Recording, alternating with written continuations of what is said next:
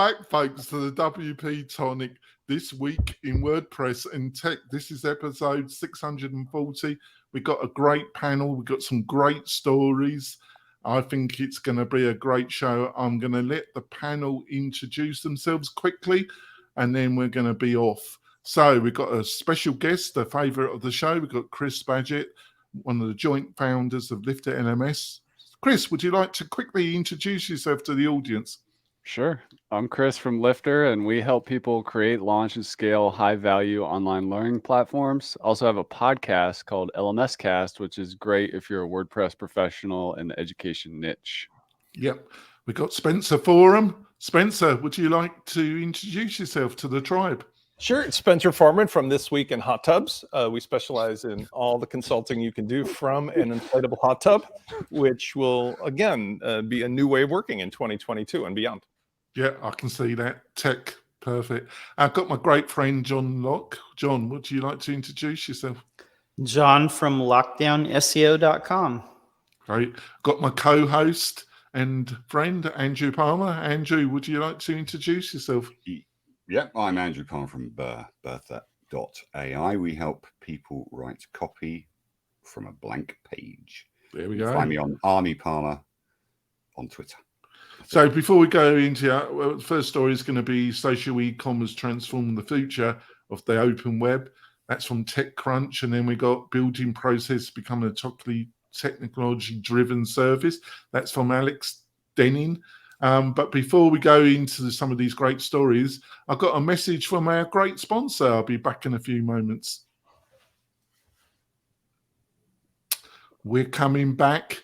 Yes, if you're into podcasting, you need to use Castos. Let's go straight into it. Let's go into the first story. Can social and e-commerce transform the future of the open web? This is from TechCrunch. It's a series of articles, almost 10,000 words.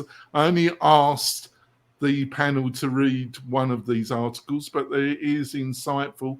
Chris, being our guest, Chris, did you manage to read this at all? What was your thoughts, Chris? I did. It was it's interesting. Like a lot of people don't realize everything that's going on at Automatic, and also WordPress doesn't always get the respect it deserves. One of the interesting statistics in here I found was that WooCommerce powers more e-commerce sites than Shopify. That's pretty massive. That is huge. I had heard that, and yet apparently, if you go to an e-commerce conference, like nobody's ever heard of WooCommerce. Yeah. It's an interesting challenge with kind of the marketing of WordPress. I mean, yet it's so far ubiquitous, 40% of the web or whatever, but in many ways it's kind of hidden in plain sight, and it doesn't have that kind of brand marketing that something like Shopify has for e-commerce, or something like Medium for blogging, or something like that.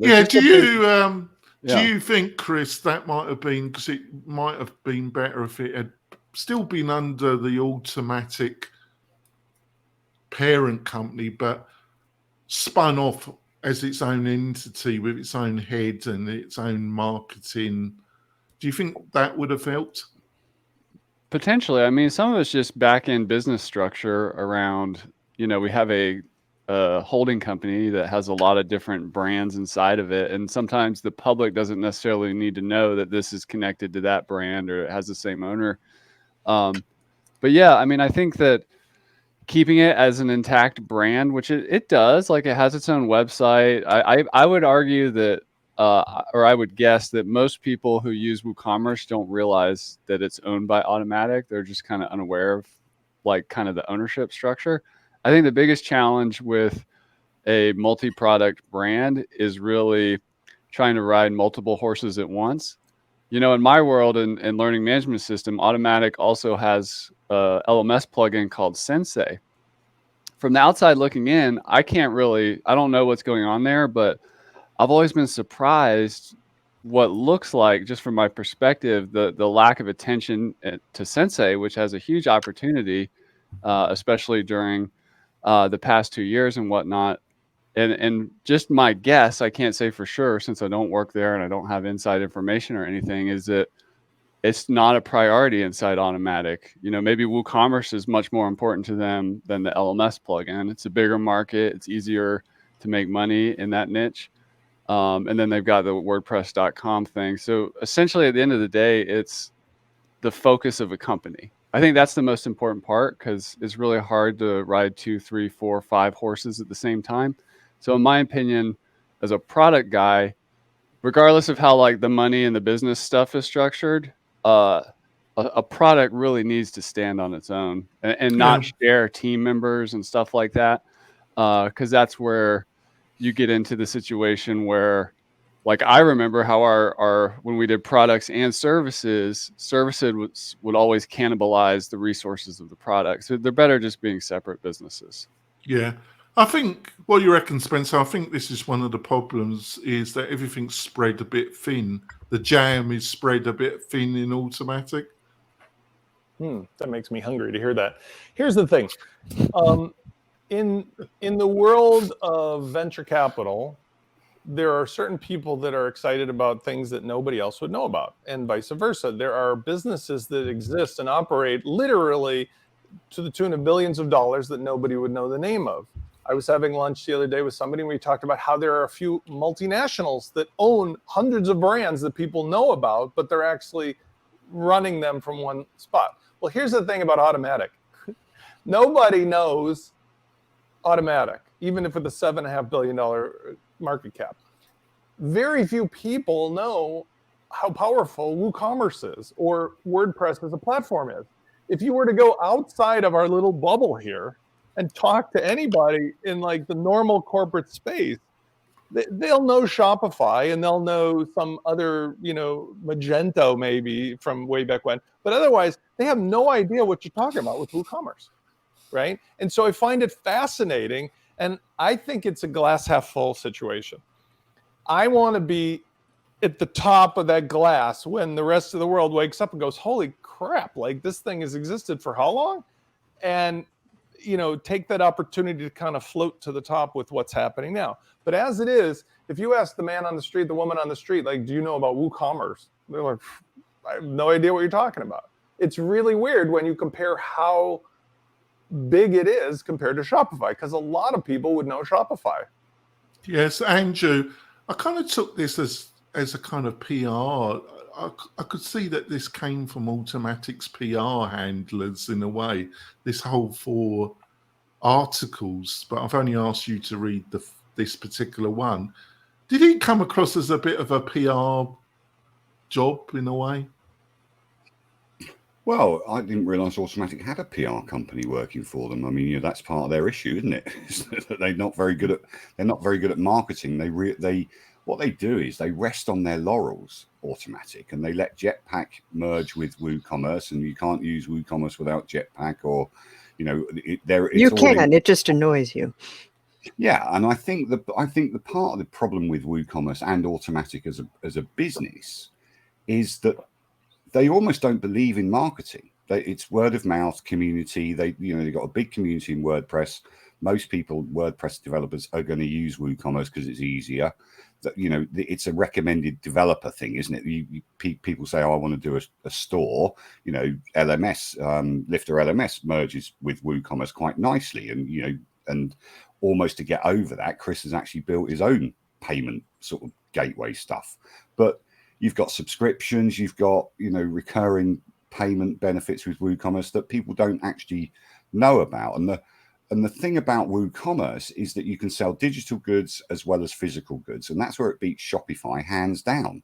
And that's once Shopify get hold of any kind of licensing thing where you can sell digital goods, man, that's going to go. But if you want to talk about size of market for an e-commerce situation, Etsy, eBay, they're massive, and they're actually easy to run. So whether they've got a PR agency or not, if they haven't, they need one, or they certainly need a marketing director that they pay a wage to.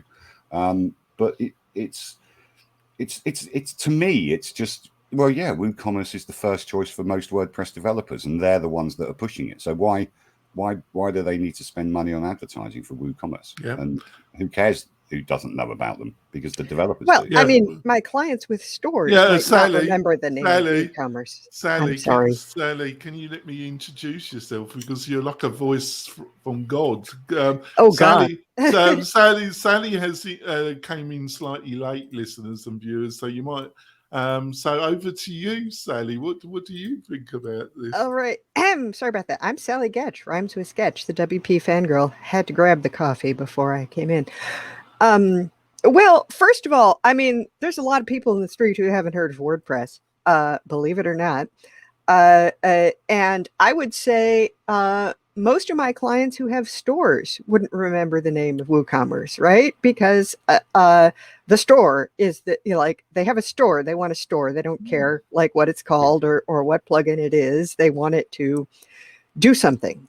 And when somebody tells me, like, a friend says, so I'd kind of like to sell blah, blah, and ask for a recommendation, I try to find out, do you just want to sell a couple of products? Because you might be better off with Shopify, at least as a sort of test ground. Or do you want the kind of complex layering of things and customization? One client decided to go with WooCommerce after, they were considering like Etsy, which would be easy. And nevertheless, decided, no, we don't like all these kind of extra fees added on top of the fees. And I'm like, well, you should like mentally calculate that against what you're going to pay me to set it up for you. Yeah, I see we're coming. John, I think Sally's got a point there. Is it really reason Shopify is that they're the professional marketing? But the other thing is, most people that are going to use WooCommerce, they probably hired somebody to help them do it. Where with Shopify, I think you can get a basic or Squarespace, you can get a basic store up and running, and you probably don't need the help of somebody. Well, I'm not even sure about that. Or is it just their marketing is just better? What do you reckon, John? Okay, so this is the biggest weakness with WordPress, just overall, talking in any fashion, is it really was blogging software that was adapted to become e-commerce. Now, if you look at both the monthly stats and the yearly stats, Shopify is the only CMS that is mirroring. They have the same amount of growth, percentage-wise, market share of the CMSs as WordPress has had over the years and in recent months. Other platforms such as Drupal and Joomla are losing market share. Here's the problem. With WooCommerce, like anytime you want to add a layer of functionality to a shop, you have to buy a plugin. And Shopify was designed to be an e-commerce platform from the start. Whatever they have is, they have modules too, but you can set up a basic shop by yourself. I really think that the one thing that's going to hinder WooCommerce beating Shopify in the long term, in the long game, is this fracturing where you have to buy different plugins in order to get different functionality. I would much prefer it if they offered an option to where, let's say you pay $3.99 a year, you get access to all the plugins that are in their official shop.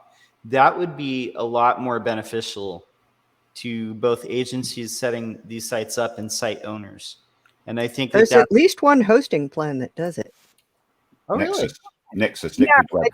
I just switched a client onto the Media Temple managed WooCommerce plan, and it comes with all of the plugins from the store. So, Sally, is this our guest that you said that was going to join us? don't think so. And not Manana. You should be seeing Kate or Topher at some point soon. They had thought it Topher was is here. Oh, well, then let him in. There we go. I'm letting him in. Right. Good Hello, morning. hello. Topher. Would you like Good to introduce our guest, Sally?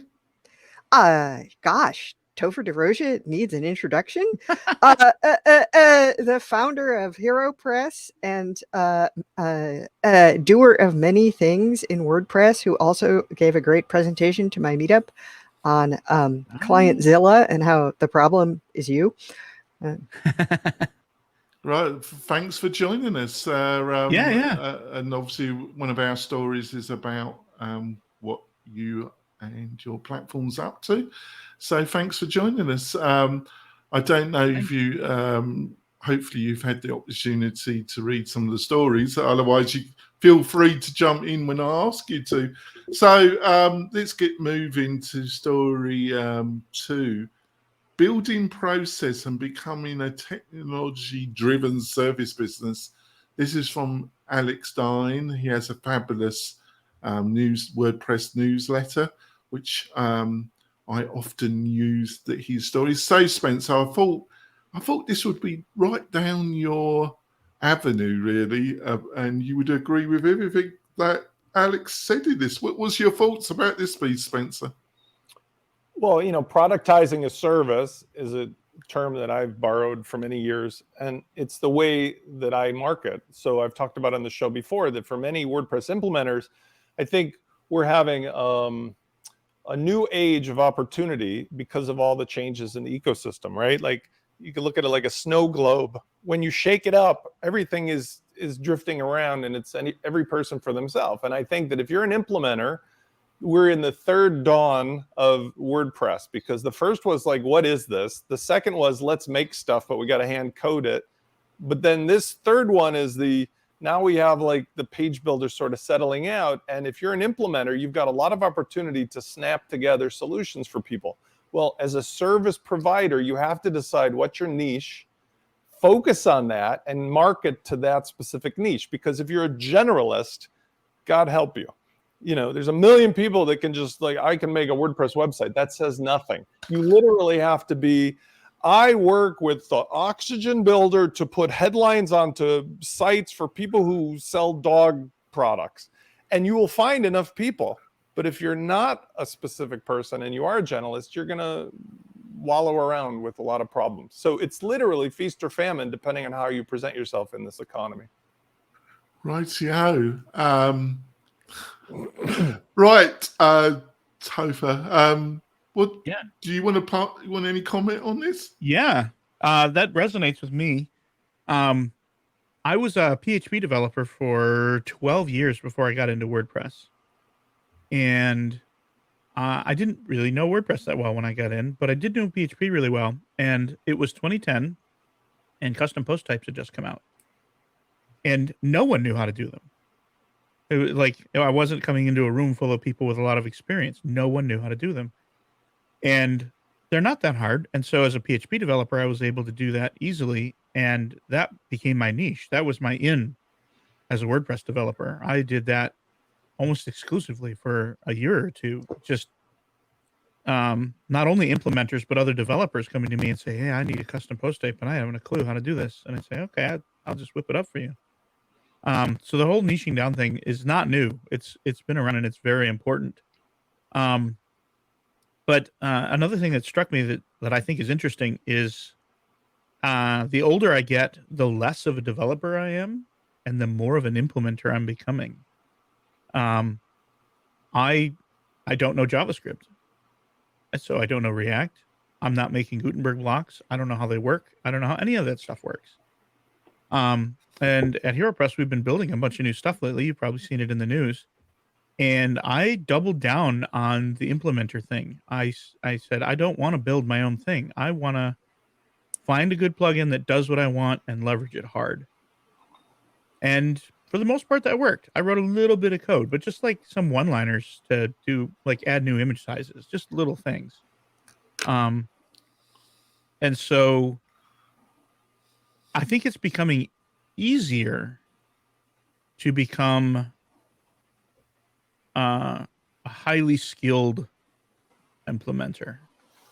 Yeah, I Like would it used agree to with be, it used to be the big money was in development, and you could make a living as an implementer. And I think that's swapping a little bit.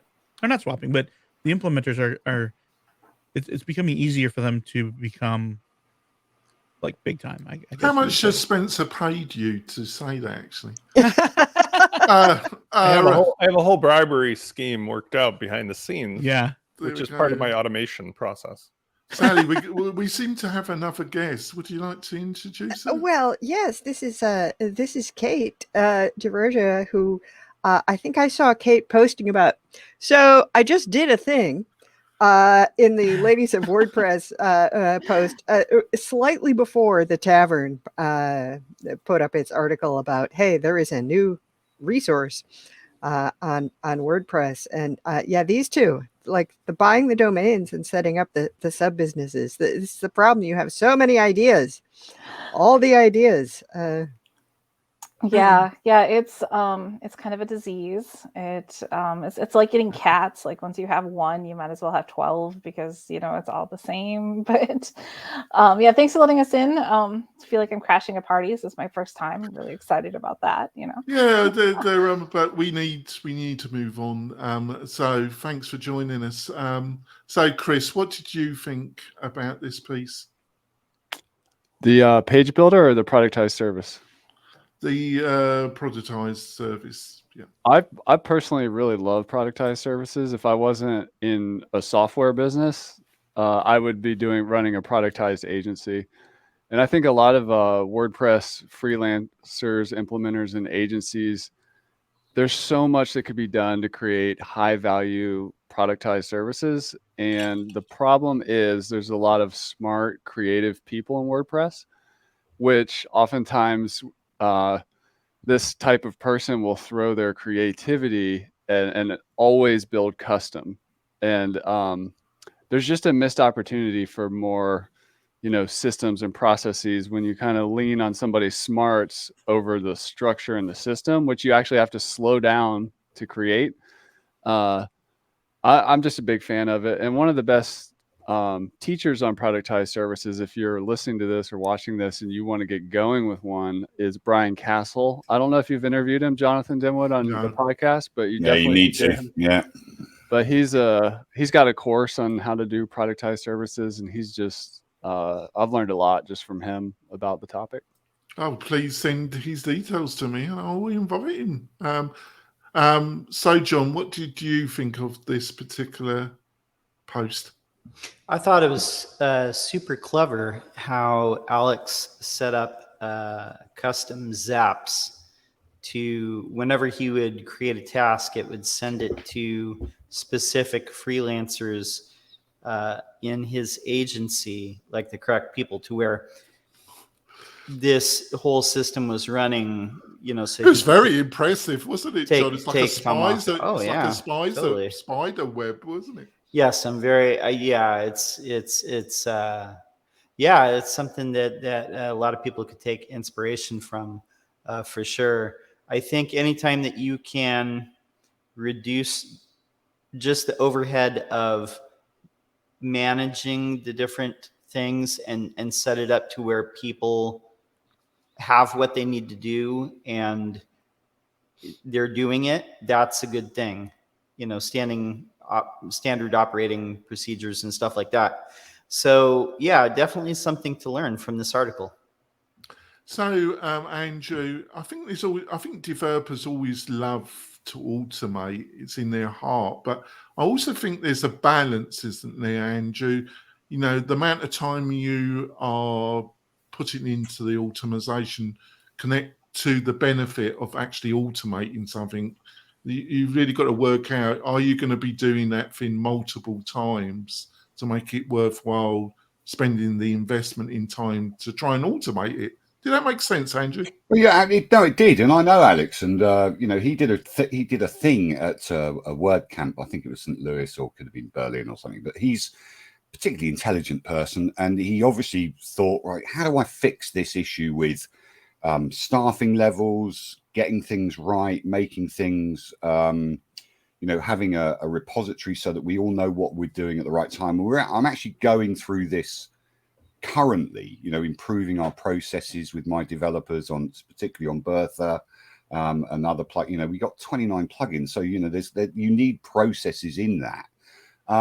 And Brian Cassell came to my attention actually when he did Restaurant Engine, which was a productized self-build $50 a month website that restaurant owners could actually just go in and build their own website. Now, this guy sold just, you know, 20 plus plugins and services. Audience Ops was sold last year. And, you know, product people don't listen enough, and they need to go and do the productized course, because you will understand what productization is all about. And it will save you days and weeks and hours of your life. For instance, when we build a website, and a lot of WordPress developers are doing this now, when we build a website, we have a framework, and that includes all the plugins that we're using, and we delete the ones we don't, but we install that straight away. And that saves us 2 hours, 3 hours, you know, because it just installs automatically. And if you think about productization, it's the same thing that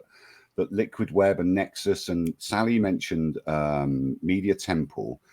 They have all these web hosts have productized installing WordPress. You know, InMotion have productized installing WordPress. They put their own page builder in it, Bold Grid. So productization is around in the WordPress ecosphere. But what hasn't been around is what Alex Denning is doing with Zapier.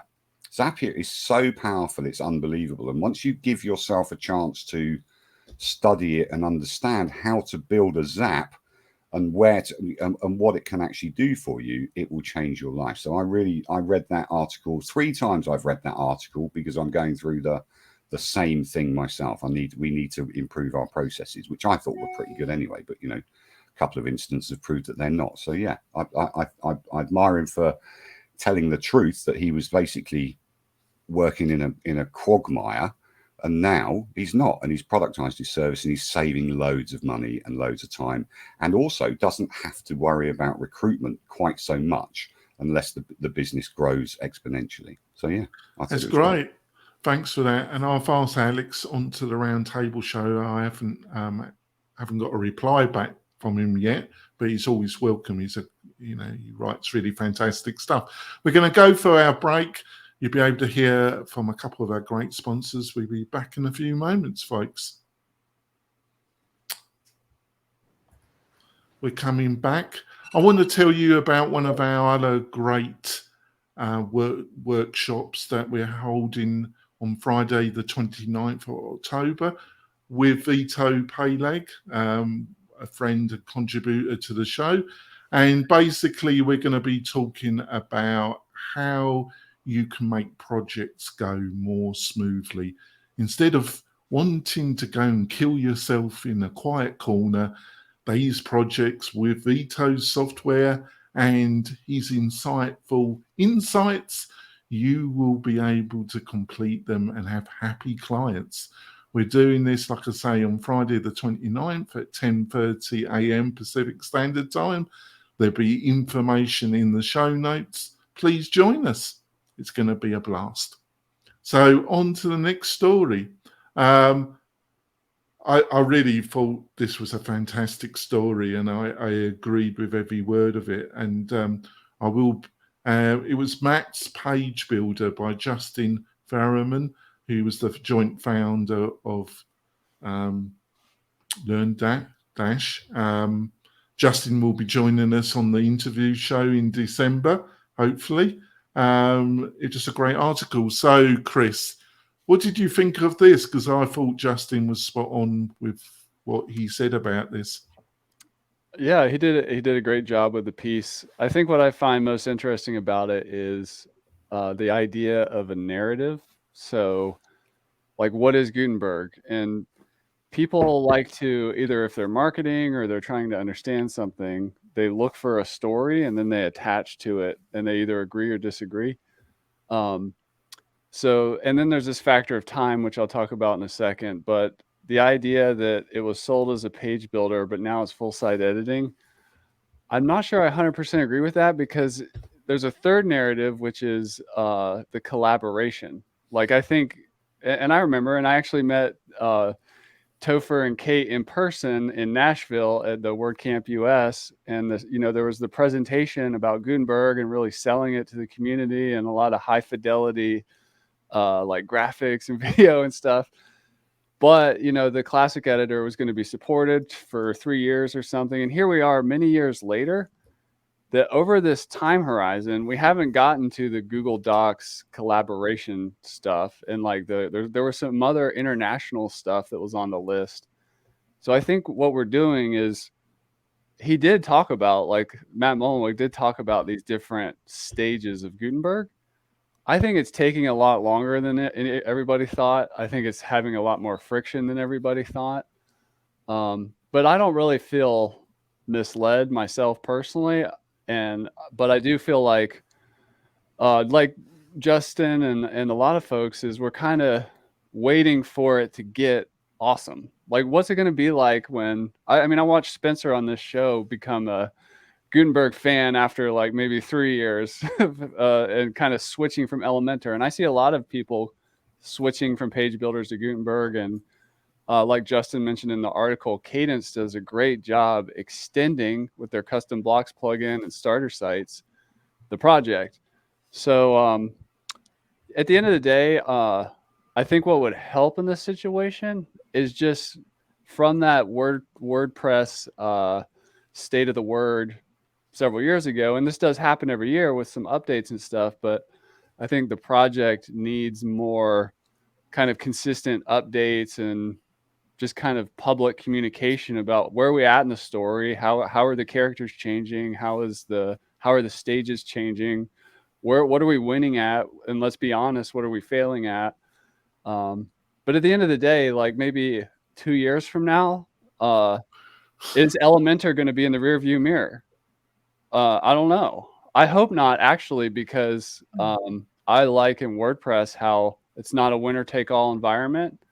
Like, I don't need another LMS plugin to lose in order for me to win. I think that's one of the beauties of WordPress.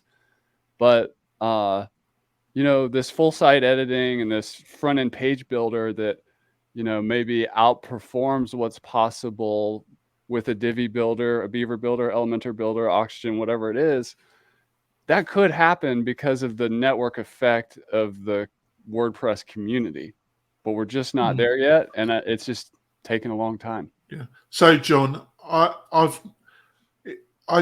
just was, when I read this article, I thought, thank God, because all my thoughts over the past 3 years, Justin just managed to solidify them in one post, and it was I thought it was so well written, and everything I felt about Gutenberg was just there in front of me. Right, and we talked like offline about this a little bit yesterday, but okay, look, I like WordPress. I think the project is good. I think it's the most flexible CMS, still my CMS of choice. But one of the headers in this is, so what is the plan for this project anyway? The plan is long-term for Automatic to IPO. We always talk about like how we're, 50% of the web. Most of that is self-hosted. Automatic needs a product that is competitive with Squarespace and Wix. Even the blocks terminology, like calling it blocks, that comes from Squarespace. And for their investors like Salesforce putting in all this money into Automatic, that is what the end goal of this project is to have a commercial product that competes with something like Squarespace or Wix. All right, the problem is that to achieve that, at least this is my perspective, and you can agree or disagree, but I think that Automatic leveraged the goodwill of the community to get labor via things like Five for the Future, telling us to volunteer our time to grow the project because it's in our best interest, and we're 50% of the web. Now, I know that there are people who are successful in WordPress, but as a whole, I don't think that the WordPress community is getting 50% of the money on the web. So the real goal is to build the market share of the .com product, because I think right now the .org is most of that number. That's the end goal. And then Yeah, I don't actually see a problem with that, though. I don't either, but I don't think that. Here's the thing: Elementor is, I think, at some point going to have a competing project and fork this, and this is why, like, they were attacking them over running ads against full site editing, because most of the page builders, as far as like a pure page building experience, are still better. Like whether you're using blocks like Cadence or GeneratePress, or whether you're using Elementor or Beaver Builder, that's still a better experience than what the back end of WordPress 5.x is right now. Yeah, Spencer, I'm interested in the way John has taken this, Spencer, because it wasn't the thing that fascinated me about the article. What was your take on it? Did you agree? I thought it was a fabulously well written post, though. It's good to hear from Justin. Now that he's cashed out, he has the time to actually publicly say anything, because he's the most non-public figure of all the famous WordPress figures. I mean, so I don't disagree with his sentiment, and he did write it out very well.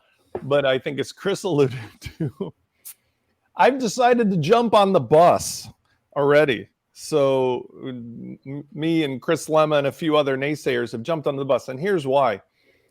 The experience as of today, as of late October 2021, is such that we are within arm's reach of the missing pieces we need. If they get their act together, even though the 2022 theme is a bit of a, a yard sale, it has the components we need, like the templating components and so forth that we need. Once that's in place, I'm predicting that in 2022, you're going to see an extraordinarily rapid evolution of all of the people putting the pieces in place through their plugins for Gutenberg to be hands down the winner. And I compare it to my previous favorite Elementor, because now that I've been doing I got to try Gutenberg first, I do find it hard to go back to Elementor for things like loading another layer. And it's a conversation Andrew and I have had about Divi and so forth in the past. It's not just the speed, it's that I've already got a multi-purpose tool in my hand. I don't need to go in the toolbox and pull out another tool unless there's a good reason. And there still are a few good reasons. But once they get over that, all right, and just to be finishing this off, the conversation about writing tool versus page editor or completely legit. But you know how that gets solved? As soon as they get their act together with the GUI, they'll just be like a button or a plugin that makes the editor into the most amazing author tool in the world, right? Right now, they just don't have anybody putting the time into that or who knows how to do that. But as soon as Gutenberg works, obviously somebody will make a complementary plugin that turns it into one of those, like third-party SaaS writing tools. And that'll be the end of it. Right, I want to end the conversation here because I want to give time for our last story before we go into recommendations and wrap the podcast part of the show.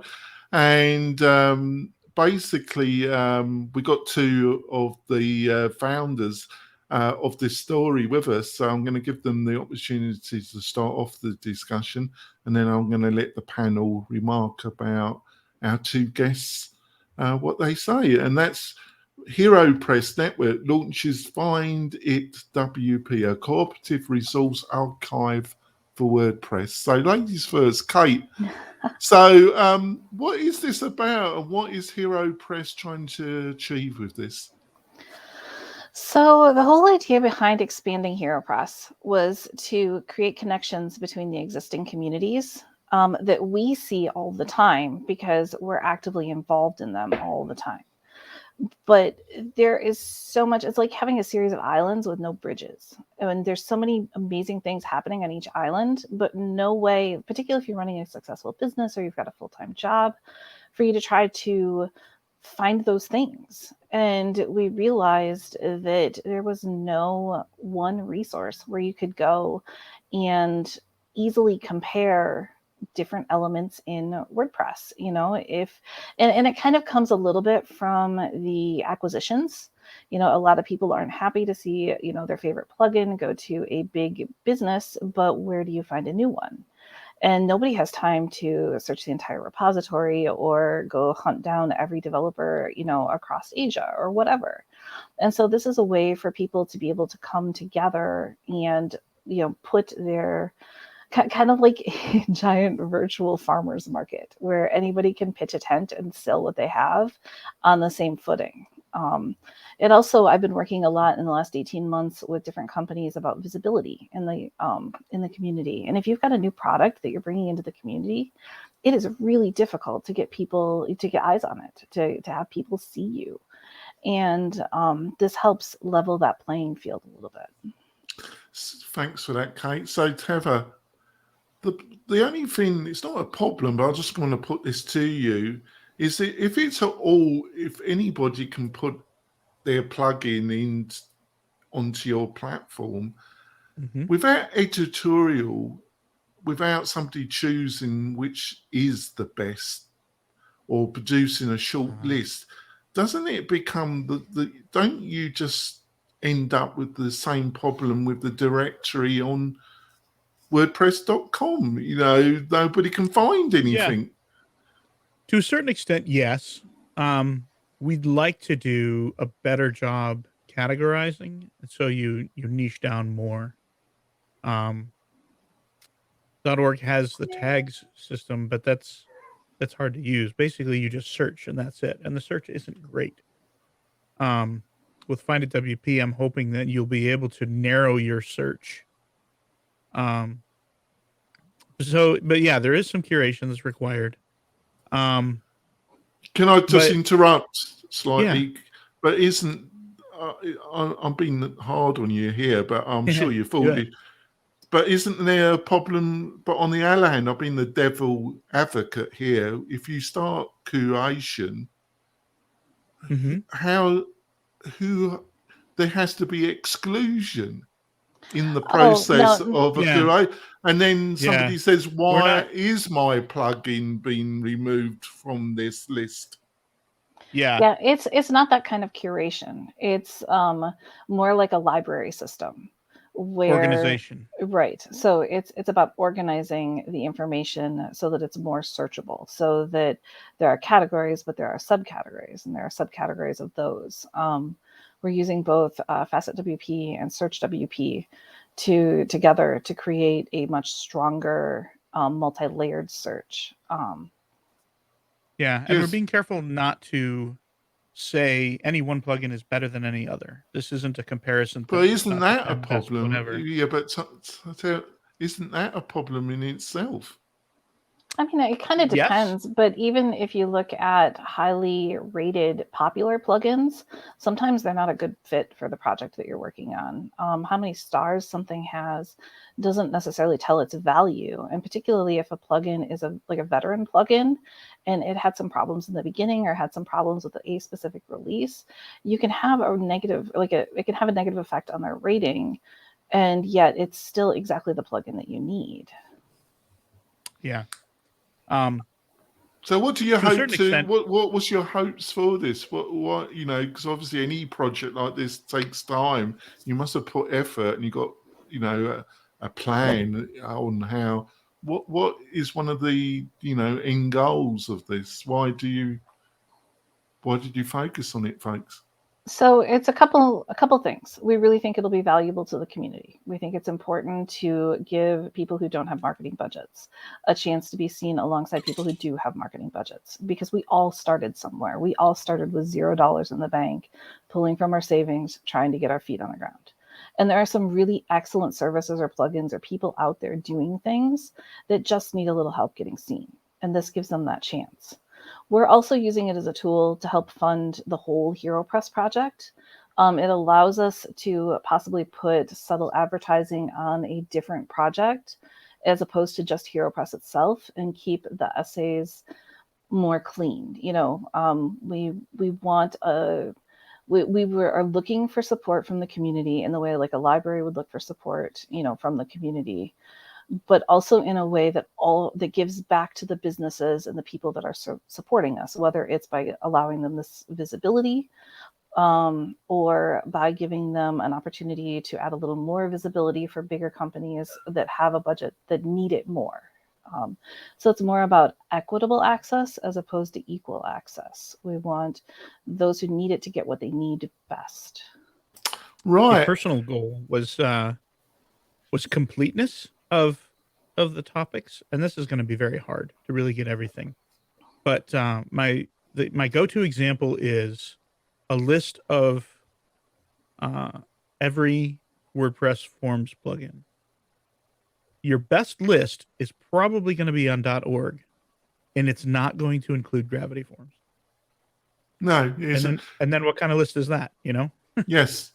So I've got a certain panelist on this show, a regular on this show, that knows something about this. So I'm going to throw it over to him first. Spencer, what do you think about what HeroPress are trying to achieve? And I've been the devil's advocate. What did you think of some of the points that I made? I mean, they're very well spoken. You guys, there's nothing that I can see as a downside to the idea. But, Jonathan, you asked the same questions to me some time back about what WP Launchify does. And I can tell you that from the experience of doing it over the last year, and it's come along, the issue of curation for a publicly available directory is a different business model than we're ultimately doing. We're doing a more concierge level of experience now, because I've found in practice that it's not a matter of a popularity contest. It's a matter of, if it's open and anybody can do it, it very quickly becomes filled up with too much to be useful. And if it's closed, you run into the, oh, who do you know? Why are you doing this one versus that one problem? So we turned WP Launchify, or evolved it into more of a call your brother-in-law, the lawyer, and ask him a question for free kind of a thing, or call your sister who's an expert at this or that. Because by having the concierge element, the experience of the end user is optimized. In other words, I could find no way to avoid what I like to do anyways for marketing, which is, yes, I have to dedicate 5 to 15 minutes per person to say, tell me something about yourself, tell me what's wrong, and I'll tell you what's a good match for you. We still have a discovery tool, but the discovery tool by itself has also been curated down to those things that come up through the course of my experience of talking to people, because otherwise it's just a waterfall of never ending, and I no problems putting my products and services on here, but immediately I can see where this is going to go. I mean, I don't want to discourage you guys, but what is the differentiator between me and 17 other agencies? How well I write the title, Well, part of it is that that's not our responsibility. And in the nicest, friendliest part of the way, your company should stand out on its own. The thing that you're good at is the thing that we want to present. And I've got some plans in the works to do some writing around how to do a good about, how to present yourself better, things that I think will help the entire community, because there's a lot of poor marketing out there for some really good things. And I've been trying to debate actually for years now on how to do this best. I definitely agree that there is a real definite need, because I think there's over 60,000 plugins in the directory at the present moment. So, Chris, obviously curation is necessary when you've got over 60,000, but the question is, how can it be done in a kind of semi-equitable way? It's a bit of a buzzword, Chris, but does artificial intelligence have some where people can put some basic information, a bit like what Spencer is trying to do, and then they get a certain list that comes up depending? Is there some equitable way around curation, Chris? I don't know if it would involve artificial intelligence, but just to echo what Kate said earlier, when I first launched Lifter LMS 7 years ago, I emailed the WP Tavern my press release, and they published nothing. And you must love that. That memory so is in your memory banks, isn't it? Yeah, it Chris? is. And I interviewed you. Yeah, you did. You did. Thank you very much, Andrew. But I love this idea of kind of an equitable directory. And there's really two styles of curation, moderation, whatever you call it. You can be like, or there's like a blend. You can be on the front end where you're like kind of filtering what comes in. And then on the back end, you might be like looking for abuse, looking for dead links, figuring out a way. I think the hardest challenge with this, like we're a big community player. So we have like these expert pages with certain people have experience with Lifter LMS. It's just a free service we provide to the community of professionals so we can help connect people with what they're looking for. But sometimes we'll click on an expert listing and their website's gone. They just disappeared and we don't know. So that's the big challenge, I think, is as projects or podcasts.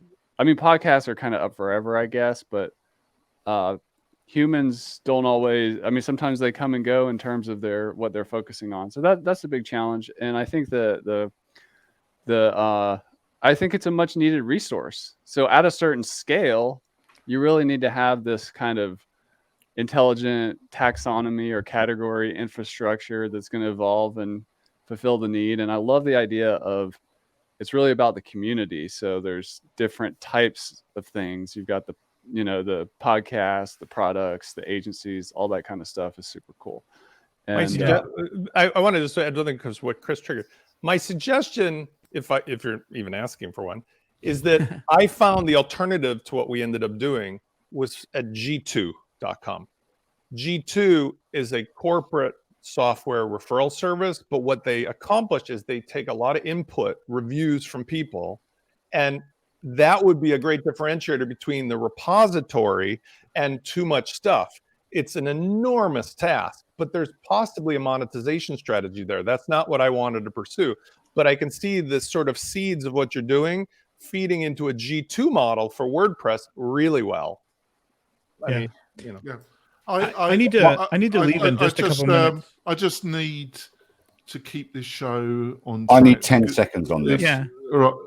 Okay. Well, just 10 And I seconds, haven't Andrew. spoken for like a minute. Well, we've got a large panel, actually, Andrew. So 10 seconds.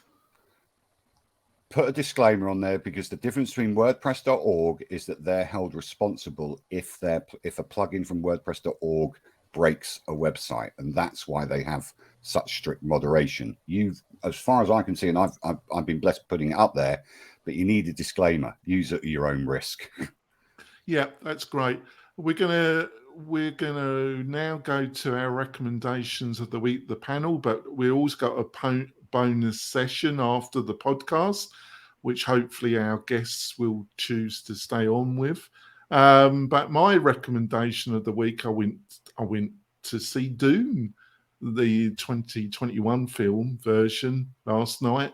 Amazing film, breathtaking, absolutely breathtaking. And Frank Herbert, I think he's just an amazing American writer. So, Chris, have you got any recommendations for the tribe? I'll just echo because it came up earlier, the Brian Castle, Productize and Scale is the name of his course. And he also has a podcast called Productize. Check it out. Well, if you can bun that into the chat and then Andrew or Spencer can put it in the Slack channel for me, which would be very helpful. Spencer, have you got a recommendation for the tribe this week? I do. I've been putting out new regular content with launch flows, and one of the things that I'm addressing is what we're calling dynamic offers, which is also a popular feature from some of the other sales funnel plugins. And the difference is because of the modular approach of Gutenberg, I have been highlighting each day one of the blocks or block editors or other plugins. So conditional blocks right now is nailing it. It is an incredibly logically set up simple addition where you take any block and you can assign rules to it. But the main differentiator here is these rules are not the typical user logged in or not. It's things like, does the user have a certain product in the cart? Is the cart total of this much? Have they bought these products in the past?